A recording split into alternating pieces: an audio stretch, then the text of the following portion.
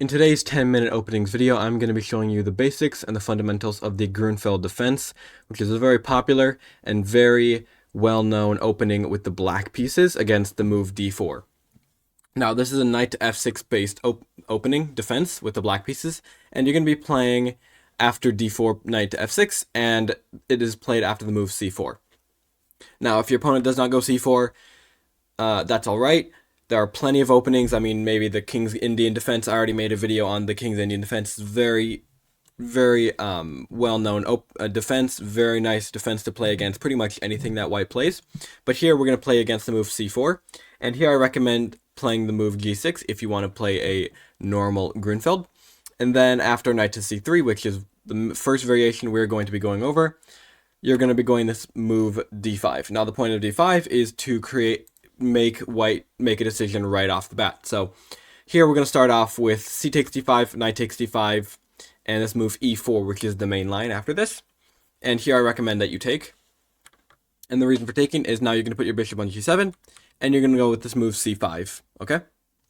Now, the move c5 is, it's just here to kind of pose a question to white. I mean, white can take, then you're going to take the queen, you're going to do this, and then you can very easily win this pawn back.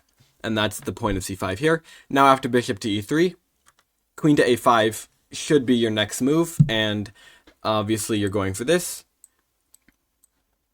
Okay? And white can play queen c2, queen d2. Here it doesn't really matter. Here, if white plays queen d2, I recommend the move knight to c6. Okay, just planting your pawn there, or planting your knight there, in order to have some more scope, vision, some nice eyeballs looking at the center of the board. And after rook c1, which is one of the most common, one of the most common moves in this position, you're going to castle. And if white tries to kick out your knight, I just recommend going to rook to d8, and then they can no longer take because of this. And now, white can maybe move the bishop and then try and castle. And what I want you to do, and what would be a good idea to do, is you can just leave the knight here for now until they move the queen. Okay, but try and go after these pawns. Right, you have the queen, you have the bishop. Maybe push pawns here, go here, and then here. Bring out this bishop. Okay, just go for an attack over here on the queen side. Right. Okay. So that's the idea if we have this exchange in the center. Now, what if your opponent doesn't do that? What if your opponent doesn't have that exchange, okay? Well, here, let me go here, okay. Let's say that, I'm gonna just get a new board, sorry about that. Okay, here we go. Let's say, after c4, you can mix it up a little bit. You don't have to do the exact same thing you did in this last variation. g6, knight to c3, and d5, unless your opponent goes knight to f3. So knight to f3 is a totally different idea because, I mean, now it's almost like a queen's gambit, right, with the white pieces. Bishop to g7 is what you should be playing. And queen to b3 is, I just put this out here as a move. I mean, it might not be what your opponent plays, but it could be common at pretty much all skill levels. And here I recommend taking and castling right away. And after the move e4, which could be kind of intimidating for some players, I guess. Having the pawns, the knights, the queen there. The bishops can easily get out on the dark squares and the light squares. It could be a little bit intimidating for some players. But here a6 is a good idea. And then you're going to follow it up with the move b5, kicking this queen out. Okay, so the queen can go a variety of moves there, there. It can go there, but I wouldn't recommend it. But it can, let's say it goes back here. And now what you're going to do is you're going to, not that, first you want to make sure that this square is covered for this knight, because if you go here, that's just kind of a waste, right? Because then they can just go here. So you probably don't want that. But what I would say instead of knight to c6 is think about the move c5. Think about what you need to do in order to set up the move c5. Okay? And I don't know, maybe it's a queen move, maybe it's a knight to d7. Sorry, I can't draw.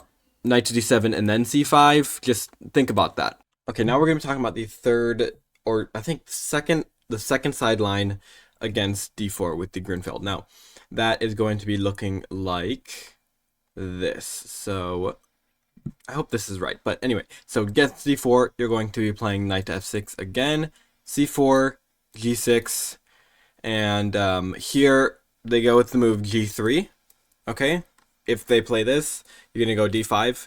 Pretty much in all of these things, no matter what white plays, you're always going to go knight to f6, g6, and then d5, okay? So d5, and then they play bishop to g2, and then you're going to play bishop to g7, and knight to f3. Let's say they play knight to f3. You're going to castle, they castle, now knight to c6 is okay. And, I mean, they can play a variety of different moves. I mean, they can play knight to c3, they can play b3 to go bishop to b2. They might even play something like rook to e1. But here, let's say they play b3, and now you're going to go a5. Okay? And now, if they go bishop to b2, this is when you'd probably want to do something like bishop to f5. You could... I wouldn't recommend taking just now. You'd want to do something with the queen side over here, but again, this is a very, very specific thing based on what white plays, okay?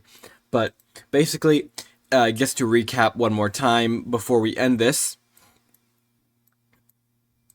the most common thing that you'll see, especially if you're higher rating, let's say like 1500 or above, this is what you're going to be seeing the most of, okay?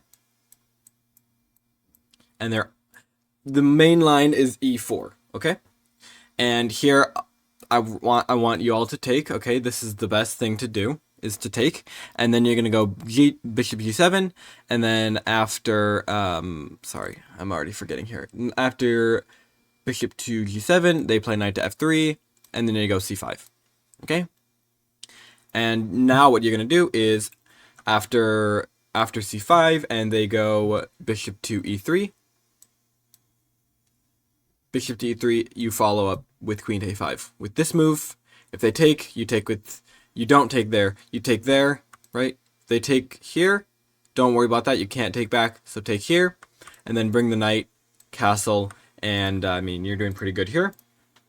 And again, I always say this in all my openings videos, these are just beginner level videos. These are just introductory courses, okay? If you want to see real in-depth stuff, don't just use this, okay? This is just to show you the basics, what it looks like from a beginner standpoint. But if you want to see in-depth stuff, go look at a course. I'm sure chess.com has plenty of free courses on this, okay? On openings. Also, Black Friday is coming up. At the time of me recording this, Black Friday is around now. So maybe you can, I mean, go to course on discount, or, you know, something like that, or get chessable courses, or I'm sure you can find people on YouTube.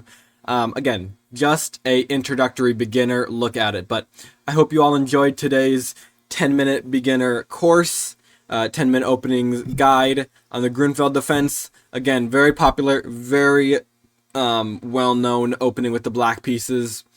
If you enjoy these videos, you can subscribe right over here and check out this video down below. Please do subscribe. If you enjoy the videos, subscribe to the channel. It doesn't cost you anything, but it shows YouTube that, hey, people like watching these videos. People learn something from this. Also, comment down below if you want to see a specific kind of 10-minute openings video next. And with that being said, thank you all for watching today's video, and I'll see you all for the next 10-minute openings guide.